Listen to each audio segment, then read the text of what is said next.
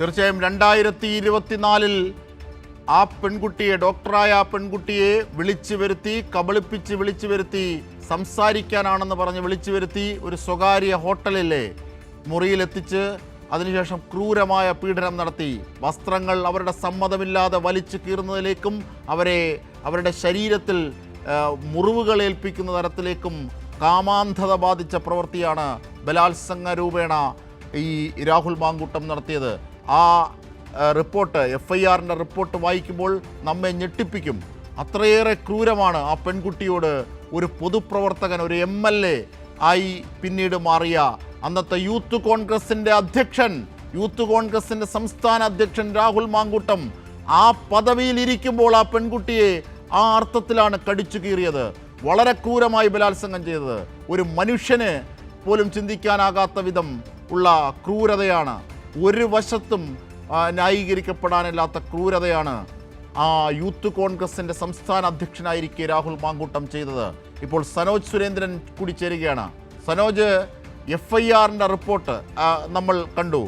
ഇനി ഈ റിമാൻഡ് റിപ്പോർട്ടിൽ എന്തുകൊണ്ടാണ് ഇയാൾ റിമാൻഡ് ചെയ്യപ്പെടേണ്ടത്? പോലീസും പ്രോസിക്യൂഷനും മുമ്പോട്ട് വെച്ച വാദം എന്താണ്? കോടതി അംഗീകരിച്ച ആ വാദം എന്താണ്? റിമാൻഡ് റിപ്പോർട്ടിൻ്റെ വിശദാംശങ്ങളിലേക്ക് കൂടി ഒന്ന് പോയാൽ.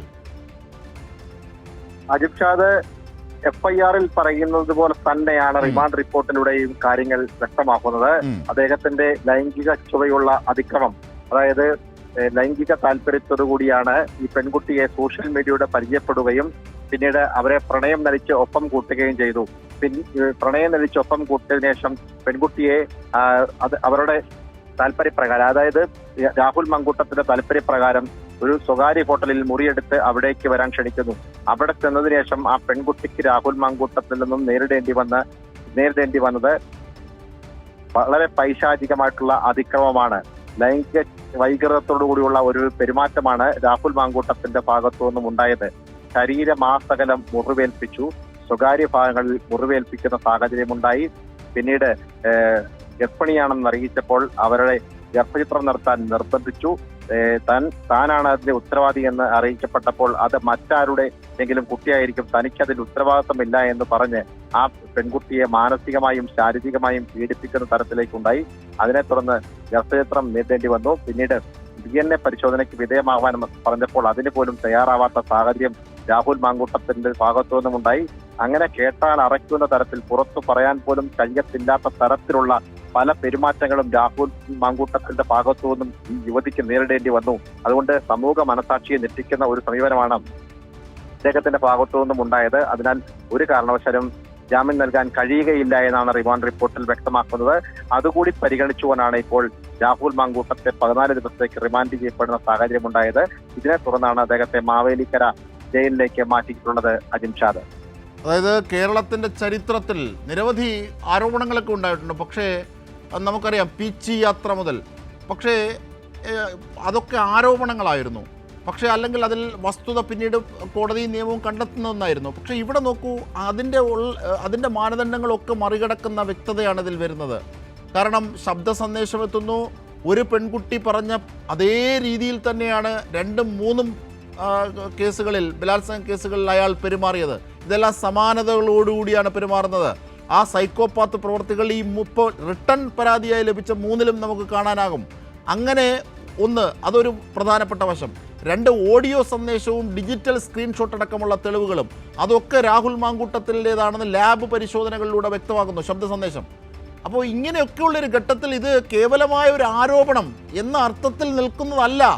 അതാണ് ഒരുപക്ഷെ സ്പീക്കർ അടക്കം പറയേണ്ടി വരുന്നത്. തുടർച്ചയായി ഇങ്ങനെ ഒരാളെക്കുറിച്ചുള്ള പരാതി വരുമ്പോൾ അയാൾ എങ്ങനെയാണ് നിയമസഭാ സാമാജികനായിരിക്കുന്നത്? അയാൾക്ക് എങ്ങനെയാണ് ഒരു ജനപ്രതിനിധിയായി ഒരു മണ്ഡലത്തെ പ്രതിനിധീകരിക്കാനാകുന്നത് എന്നുള്ള ചോദ്യം സ്പീക്കർക്ക് പോലും ചോദിക്കേണ്ടി വരുന്നു. അയാളെ അയോഗ്യനാക്കുന്നതിലേക്ക് നയിക്കപ്പെടുന്ന ചിന്ത സ്പീക്കർക്കുണ്ടാകുന്നു എന്നുള്ളതാണ്. അപ്പോൾ ഇങ്ങനെയൊക്കെയുള്ള വശങ്ങൾ ഇതിലുണ്ട്. ഇതാണ് കോൺഗ്രസ് ഒറ്റ വാക്കുകൊണ്ട് ഞങ്ങൾ പുറത്താക്കിയല്ലോ എന്ന് പറയുന്നത്. ഇവിടെ ശ്രദ്ധിക്കേണ്ടത്, സനോജ് സുരേന്ദ്രൻ ഇപ്പോൾ ഈ റിമാൻഡ് റിപ്പോർട്ടിനെയും FIR റിപ്പോർട്ടിലെയും കണ്ടന്റുകൾ പറയുമ്പോൾ, ആ പെൺകുട്ടി നേരിട്ട പീഡനങ്ങൾ പറയുമ്പോൾ, ആ പെൺകുട്ടിയെ പീഡിപ്പിക്കുന്ന സമയത്ത് രാഹുൽ മാങ്കൂട്ടം യൂത്ത് കോൺഗ്രസിന്റെ സംസ്ഥാന അധ്യക്ഷനായിരുന്നു, അല്ലേ സനോജ്? തീർച്ചയായിട്ടും അജിംഷാദ്, ഉത്തരവാദിത്തപ്പെട്ട ഒരു സ്ഥാനത്തിരിക്കുന്ന യൂത്ത് കോൺഗ്രസ് എന്ന് പറയപ്പെടുന്ന ഒരു യുവജന സംഘടനയുടെ സംസ്ഥാന പ്രസിഡന്റ് ആയിരിക്കുമ്പോഴാണ് ഈ പെൺകുട്ടിയെ പീഡിപ്പിച്ചത്. ഈ പെൺകുട്ടിയെ മാത്രമല്ല മറ്റ് പലരെയും പീഡിപ്പിക്കപ്പെട്ടതും സമാനമായ ഒരു രാഷ്ട്രീയ നേതൃത്വത്തിൽ സ്ഥാനത്തിരിക്കുമ്പോൾ തന്നെയാണ് രാഹുൽ മാങ്കൂട്ടം നടത്തിയത് എന്ന കാര്യത്തിൽ യാതൊരു സംശയവുമില്ല. മുൻപുണ്ടായ പരാതികളിലും അങ്ങനെ തന്നെയാണ്. മാത്രമല്ല നമ്മൾ നോക്കൂ, ഈ ഒരു പെൺകുട്ടിയാണ് ഇത്തരത്തിൽ പരാതി പറഞ്ഞ് രംഗത്ത് വരുന്നത് എങ്കിൽ അതെന്തെങ്കിലും ആരോപണത്തിന്റെ അടിസ്ഥാനത്തിലാണ് എന്ന് നമുക്ക് മനസ്സിലാക്കാൻ കഴിയും. പക്ഷേ ഇപ്പോൾ ഉണ്ടായിട്ടുള്ള 3 പരാതികൾ, പിന്നീടുണ്ടായിട്ടുള്ള മറ്റ് പരാതികൾ അദ്ദേഹത്തിന്റെ സ്വാധീനം ഉപയോഗിച്ചുകൊണ്ട് അതില്ലാതാക്കാൻ വേണ്ടിയുള്ള പരിശ്രമം ഉണ്ടായി. അങ്ങനെ ഉണ്ടാകുമ്പോഴും ഈ പരാതികളിലെല്ലാം ഈ പീഡനത്തിനിരയായിട്ടുള്ള സ്ത്രീകൾ, പെൺകുട്ടികൾ നൽകിയിട്ടുള്ള മൊഴി സമാനമായ രീതിയിലുള്ള അതിക്രമമാണ് രാഹുൽ മാങ്കൂട്ടത്തിന്റെ ഭാഗത്തു നിന്നും ഈ യുവതികൾക്ക് നേരിടേണ്ടി വന്നത്. അങ്ങനെ ഒരു ലൈംഗിക വൈകൃതത്തിനുടമയാണ് രാഹുൽ മാങ്കൂട്ടം എന്ന് തെളിവാക്കുന്നതാണ് ഈ പരാതിക്കാരിയായിട്ടുള്ള ഈ 3 പരാതികളിലെയും മൊഴികളിലൂടെ പുറത്തു വരുമ്പോൾ നമുക്ക് മനസ്സിലാക്കാൻ കഴിയുന്നത്. ആദ്യഘട്ടത്തിൽ 2 പരാതികളിൽ പുള്ളിക്ക് അതായത് രാഹുൽ മാങ്കൂട്ടത്തിന് ഈ നിയമത്തിന്റെ പഴുതുകൾ ഉപയോഗിച്ചുകൊണ്ട് പുറത്തിറങ്ങി നടക്കാനുള്ള അവസരം ലഭിച്ചുവെങ്കിൽ 3ാമത്തെ പരാതിയിൽ, കാരണം ഇദ്ദേഹം ജയിലിനുള്ളിൽ കിടക്കേണ്ട ആളാണ്, പുറത്തിറങ്ങി നടക്കാൻ പാടില്ലാത്ത ആളാണ് എന്ന ഉറച്ച ബോധ്യം അന്വേഷണ സംഘത്തിനും ഉണ്ടായിരുന്നു. കാരണം അന്വേഷണ സംഘത്തെ പോലും ഞെട്ടിപ്പിക്കുന്ന തരത്തിലുള്ള പരാമർശങ്ങളും മൊഴികളുമാണ് യുവതിയുടെ ഭാഗത്തു നിന്നും ഉണ്ടായത്.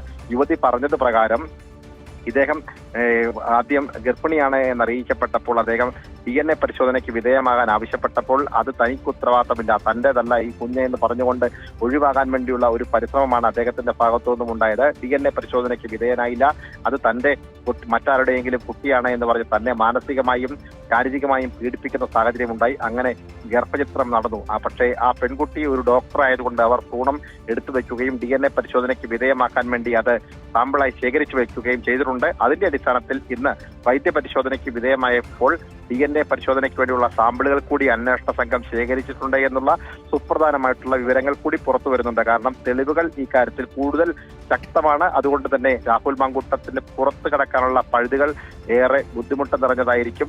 അതുകൊണ്ട് തന്നെ നിയമപരമായ നടപടിക്ക് വിധേയമാവേണ്ട സാഹചര്യമുണ്ടാവും. ഇനിയും പരാതിക്കാരായിട്ടുള്ള പല സ്ത്രീകളും മുന്നോട്ട് വരുമെന്നുള്ളതാണ് നമുക്ക് മനസ്സിലാക്കാൻ കഴിയുന്നത്.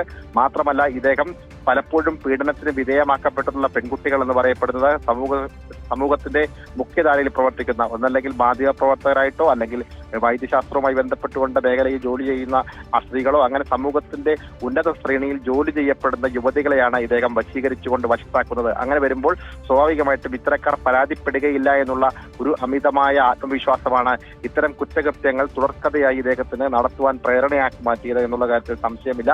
അതിന്റെ കൂടി അടിസ്ഥാനത്തിലാണ് ഇദ്ദേഹം തുടരെ ഇത്തരത്തിൽ പെൺകുട്ടികളെ പീഡനത്തിന് വിധേയമാക്കിയത്.